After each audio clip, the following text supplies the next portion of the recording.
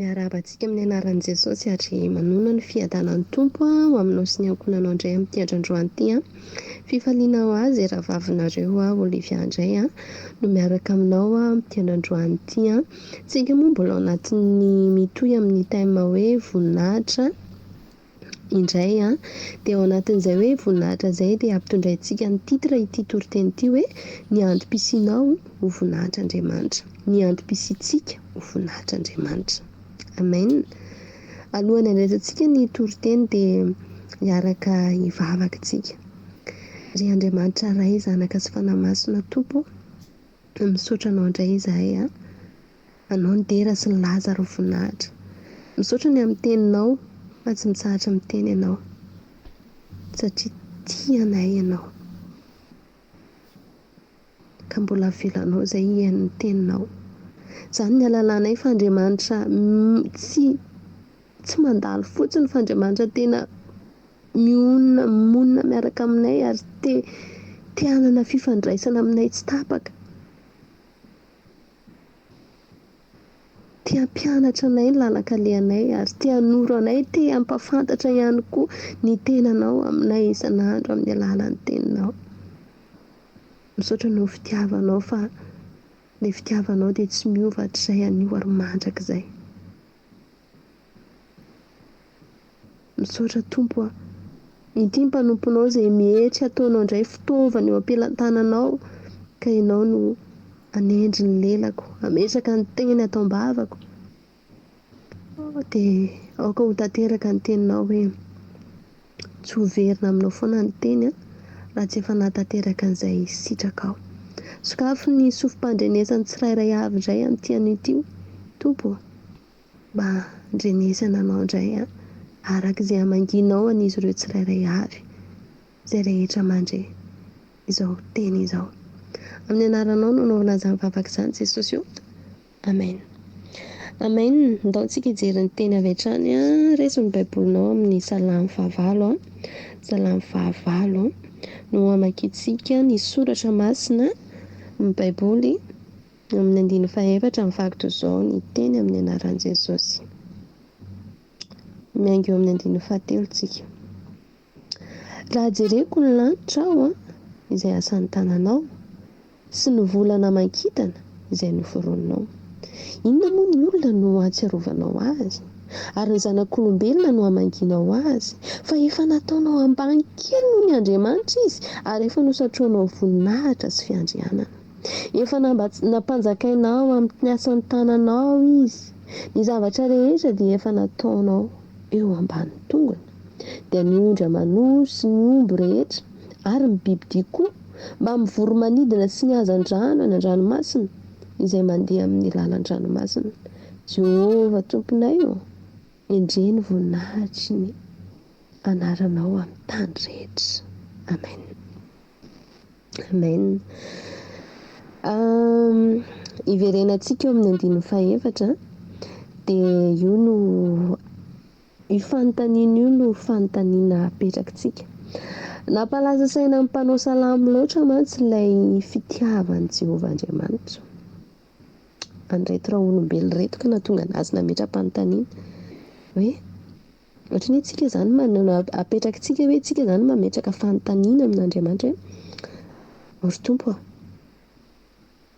fa inona marina moa izany reto olona reto no mbola atsiarovanao azy nefa ireo olona efa mivadika taminao ary ry zanak'olombelona mbola hamanginao azy indray ary tsy vitan'izany fa nataonao ambany kely noho ianao izy, izany hoe ataonao tena akaiky anao mihitsy izy sy ny fiandrianana tena hoe nasiana valeur mihitsy izany reto olona reto.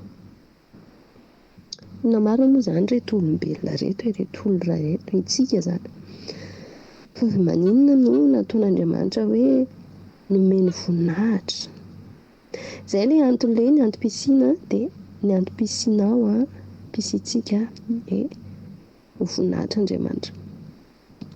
Nomeny voninahitra mihitsy zany reto olombelona reto, tsy fiandrianana. Tena hoe ohatra ny hoe anatina famille-na royal zany misy ianao a, olona tsy olon'olom-paona zany, olona misy valeur. Ndao ary tsika hijerana faharinana voalohany.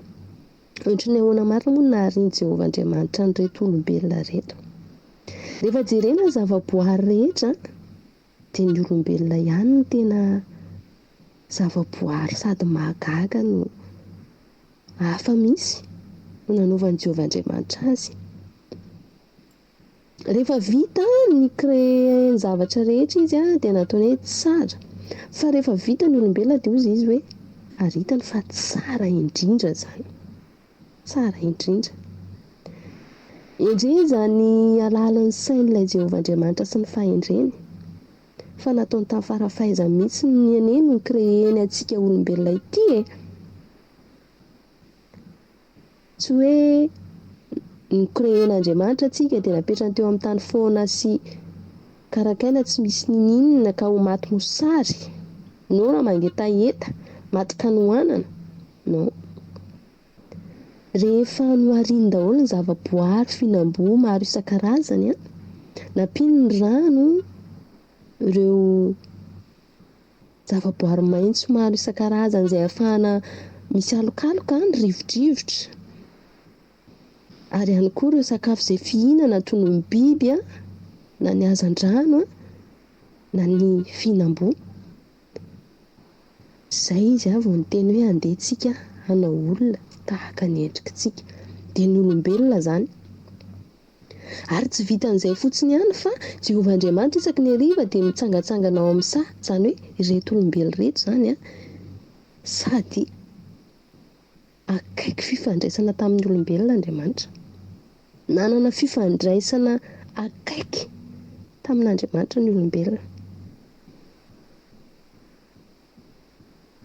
Ary nisy ny voninahiny.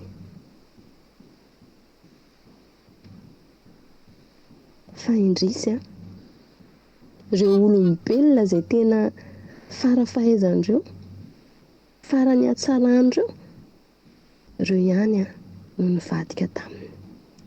Ireo ihany no nivadika taminy rehefa tafiditra ny fahalavona rehefa tsy nanaraka ny tenin'i Jehovah Andriamanitra raha olombelona, fa nanaiky ny tenin'i Satana, tafiditra ny ota tao anaty fahalavona ny olombelona indrisy. Indrisy fa tafasaraka tamin'ilay Andriamanitra fitiavana, tao anaty fahafatesana ny olombelona, tsy nanana intsony ny fifandraisana. Niala teo amin'ilay sehatry n'ilay voninahitra izay nananany, famirapiratana sy ny fahatsarana ary ny fitiavana raha olombelona. Nandeha teny ny andro sy ny fotoana, tsy nitombo ny ireo karazam-paharatsiana maro samihafa teo amin'ny olombelona. Kanefa mahagaga. Na dia ny teo aza ny faharatsiana rehetra teo amin'ny olombelona na dia efa saika kivy ary Jehovah Andriamanitra, mbola atao anatin'ny fony ny fitiavana ny olombelona. Izay no mahatonga n'ilay mpanao salamy izay mametra-panontaniana mihitsy hoe fa inona loatra ary ny tena hitiavan'i Jehovah Andriamanitra an'ireto olombelona reto e. Jereo ne rehefa nizotra ny tantara dia naka olona no vidiany ho azy indray Jehovah Andriamanitra. Dia nitaranan'Israely izany. Izay nambara ianao anatin'ny Isaia 43 hoe mahalara io imasoko ianao, be voninahitra, tiako. Nefa rehefa jerentsika ny tantaran'ny zanak'Israely nitovy ohatry ny olombelona tamin'ny voalohany ihany, mpihodina, tsy nihaino ny tenin'i Jehovah Andriamanitra, mikomy. Kanefa mbola nambarany foana hoe izao olona noforoniko azy ao nanambara ny fiderana.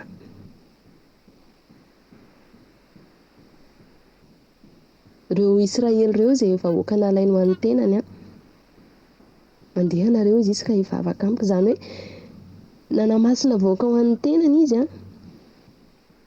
mivavaka aminy a, hiakohaka eo anatrehany a, ary hidera azy. Izay ilay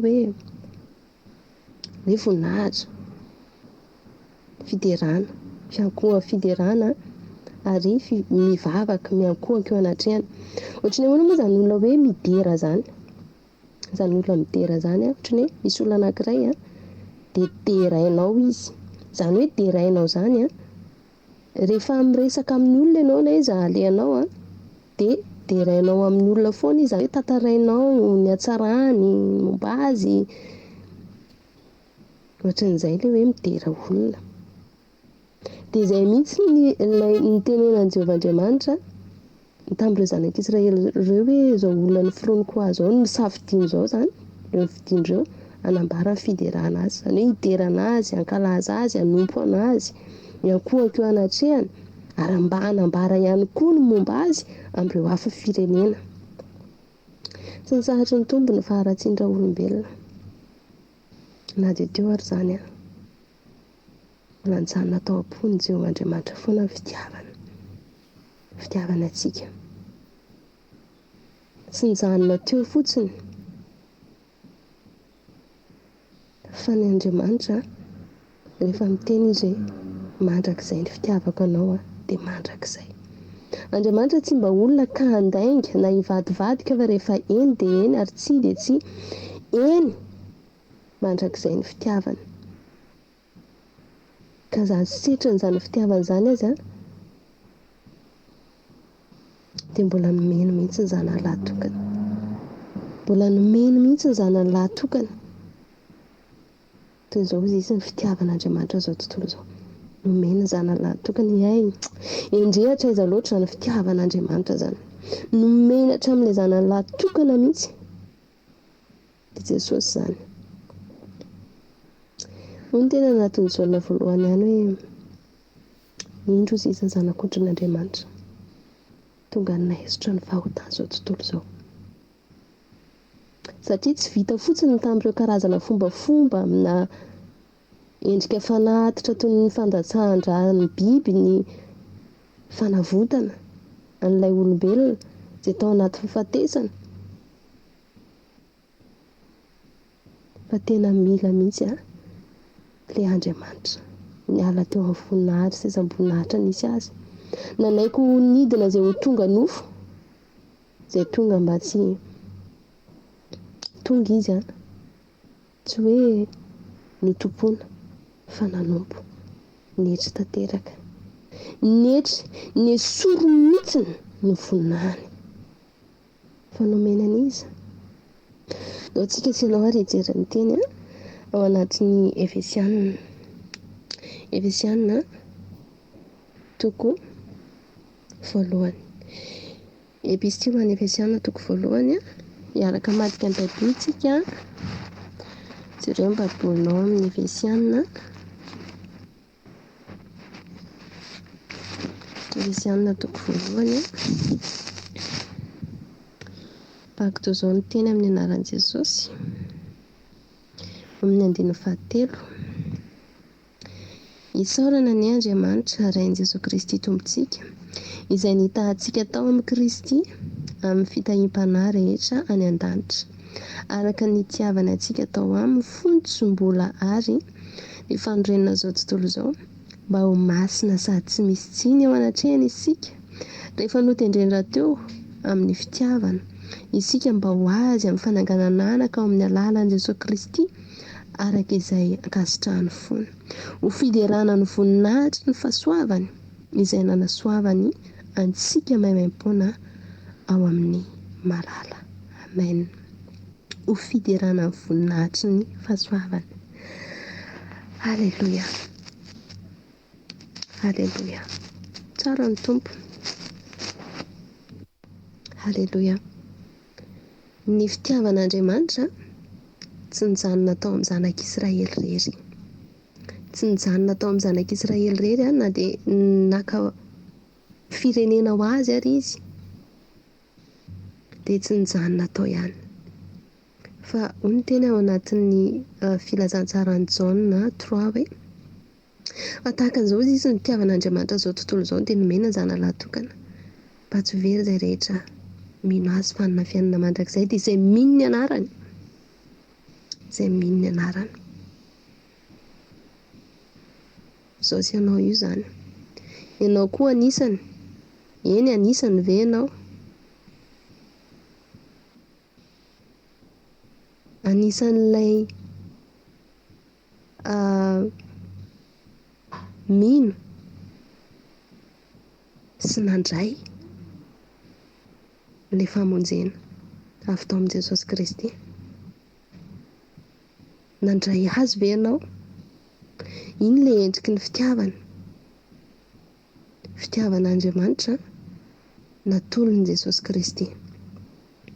Natolon'i Jesosy Kristy. Izay rehetra nandray an'ilay fitiavana dia tsy ireo izay nateraky ny nofo fa nateraky ny fanahy. Ianao ve anisany? Ary mba anisany ve ianao? Tsy ilay olona hoe mba liana ny te halala azy, ohatran'ilay mpanao documentaire ireny, fa tena hoe mino azy sy ilay nandray azy. Halleloja. Tsara ny Tompo. Sanatria hoy ny teny raha mba misy ataoko reharehafatry ny azo fijalianao Jesosy Kristy. Amen. Raha namaky an'ilay teny teo tsika dia hoe fony mbola tsy ary fanorenana izao tontolo izao dia efa nifidy asianao izy. Tsy tonga ho azy ny maha kristianina anao. Tsy tonga ho azy mahazanak'Andriamanitra anao. Tsy tonga ho azy ny finoana ao anatinao an Jesosy Kristy sy ny asa mpamonjeny. Tsy tonga ho azy izany. Tsy avy amin'ny asa fandrao isy rehareo izy fa fanomezana avy amin'Andriamanitra. Fahasoavana namonjena anareo ary fanomezana avy amin'Andriamanitra izany. Fanomezana izany. Tsy tonga ho azy. Eny fa na dia ianao tonga eto androany io ary manongilana ny sofinao mba hiaino. Liana sy mangetaheta mandrakariva ny andreny tenin'Andriamanitra. Tsy tonga ho azy. Fa ianao ilay olom-boafidy. Ianao ilay olom-boafidy. Ianao io izany. Misy dikany no ahatongavanao eto androany hiaino an'izany teny izany. Tsy avy aminao izany, fa ny Tompo miasa ao anatinao. Izy mikasika anao, izy mamangy anao, ahafahanao mandre an'izany. Alalanao an'izany hoe iza marina moa izaho ty, tsy olon'oloko azy na olon'olom-pony eto amin'izao tontolo izao fa misy antony matoa ianao napetraka eto. Misy antony matoa ianao safidiana napetraka mbola hivelona eto amin'ity tany ity. Misy antony matoa ianao safidiana ary omena ny finoana. Misy antony matoa ianao kristianina. Misy antony matoa ianao tonga zanak'Andriamanitra. Natsangana tamin'ny alalan'i Jesosy Kristy. Amen. Halleluja. Tsara ny Tompo. Eny ary. Raha zany ny endriny ny fitiavana. No safidianana anao. Satria tiany ianao araka ny teny izay novakintsika teo. Araka ny fidianana antsika tao aminy fony tsy mbola ary ny fanorenana izao tontolo izao. Mba ho masina sady tsy misy tsiny eo anatrehantsika. Rehefa notendreny raha teo tamin'ny fitiavana. Halleluja. Rehefa notendreny raha teo tamin'ny fitiavana mba ho azy amin'ny fananganana anaka ao amin'ny alalan'i Jesosy Kristy. Raha misy ny zavatra tena ireharehan'ny olombelona dia mireharea amin'ny fananany. Mireharea amin'ny fahatsarany. Mireharea amin'ireo endrika ivelany. Maro samihafa. Nefa ny mba iza loatra moa tsika sy ianao ty vovoka ihany. Ary mbola hody vovoka ihany. olona tena tao anatin'ny fahafatesana sy ny faharatsiana ary tsisy fanantenana intsony. Olona very, tsisy azo raisina.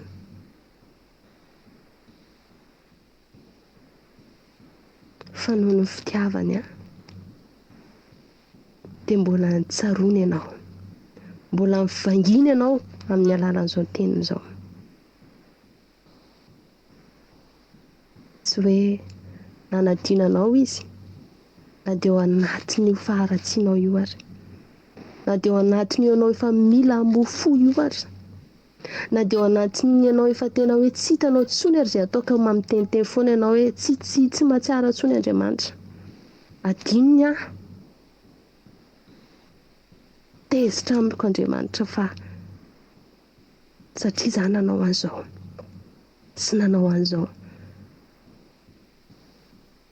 Marary ny lohako, marary ny saiko, miamaizina amiko ny tany aman-danitra, mandrombona ny androko, mitomany isan'andro aho. Mba mandre ihany ve izao Andriamanitra izao e?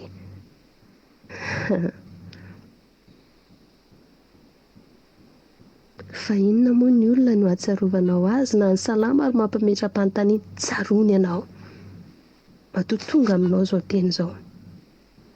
Ianao mihitsy ny vanginy androany, ianao mihitsy ny resahany androany, satria tianao izy, tiany ianao. Ianao ilay tany amin'ny fanorenana voalohany, ny razam-be ianao, dia olombelona voaloha, dia efa nataony niavaka, efa nasiany valeur, efa nomeny voninahitra sy fiandrianana. Tsy vitan'izany ihany fa mbola tiany ianao, jusqu'à hatramin'ny faharatsianao tiany ianao, jusqu'à ianao tao anaty fahafatesana tiany ianao, ary navotany, natoro ny fitiavana tamin'ny alalan'i Jesosy Kristy satria tiany ianao. Tsy fony tanany mavonjy, tsy lali-dalovina ny sofiny fa mare. Reny ianao, reny ianao, na dia efa ela iteniteny foana ary, reny ny feonao. Anao ty afatry ty androany, anao ty afatry ty androany. Eny, fa hitany isan'andro, ny toerana misy anao io fantany, mameno ny fonao, mameno ny sainao. Andriamanitra manana maso tahaka ilay lafo izy, ary ny teniny maranitra toy ny sabatra roa lela ka mampisaraka ny tsoka sy ny tonony, ary mahay mandinika sy mamatatra ny feo fieritreretan'ny saintsika sy ny fontsika any. Halleloja. Ianao io dia olona novidiny, ary novidiny tao aminy fonony tsy mbola ary izao fanorenana izao tontolo izao, ary notendreny rahateo amin'ny fitiavany, mba ho azy amin'ny fananganana anaka amin'ny alalan'i Jesosy Kristy, izay akasitrahana fony.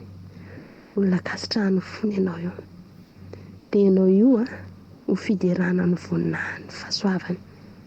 Izao olona ny fironiko azy izao izy hanambarany fiderana. Ataovy mafaly ianao izany manomboka androany,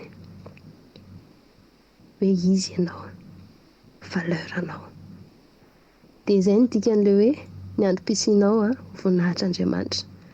Endriky ny fahatsarana ianao io aoka hidera azy. Ny fiderana azy, ny atao hoe midera zany, midera zany, midera olona anankiray zany ambaranao amin'ny ny olona rehetra momba azy, ny fahatsarany, dokafanao mihitsy izy, asianao fahatsarana, asianao dera mihitsy izy amin'ny olona rehetra izay ambaranao, ary ny vavanao rehefa misokatra na miresaka amin'ny olona ary misy momba azy, misy ny firesahana aminy. Halleloja, tsara ny tompo. Ny androm-pisianao ho voninahitr'Andriamanitra. Hivavaka aminy ianao midera azy, hankalaza azy, hitoro ny fahatsarany, hitoro ny momba azy no fitiavana, no famozena sy ny famelan-keloka, izay natao hoe midera an'Andriamanitra. Satria ianao io nomeny voninahitra ary ianao manisy voninahitra anazy. Alleloia. Tsara ny tompo. Raha eo, anao nitera sy Lazaro voninahitra misaotra noho ny an'izany teninao izany. Anao nitera sy Lazaro voninahitra. Tsy amin'ny fahatanjahako na ny heriko fa ny herinao Andriamanitra. Dia tompo, angatahako ho tanteraka ny teninao hoe tsy hiverina foana ny teninao raha tsy efa nahatanteraka an'izay sitraka ao. Izay rehetra miaina ihany koa tompo.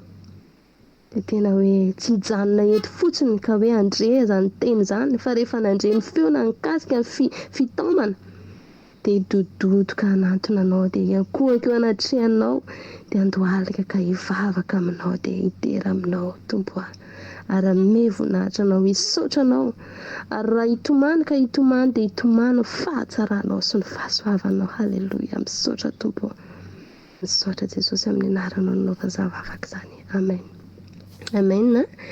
Izay indray ny toritentsika tamin'ity anio ity tao anatin'izay hoe thème voninahitra izay ary izay eto amin'ny groupe-ny fiadana ihany koa dia mbola manasa anao hatrany raha mbola tsy nanaraka amin'ny page dia ilaika ny page ao ihany koa ny YouTube izay misy dia anasana ianao fa maro karazana fampianarana ato ary ihany koa ny toriteny dia anasainay anao mba hiaino an'izy ireny fa ny tompo manana izay hanjara ao anao sy resahany aminao ao anatin'izy ireny. Dia tahiny Jesosy daholo.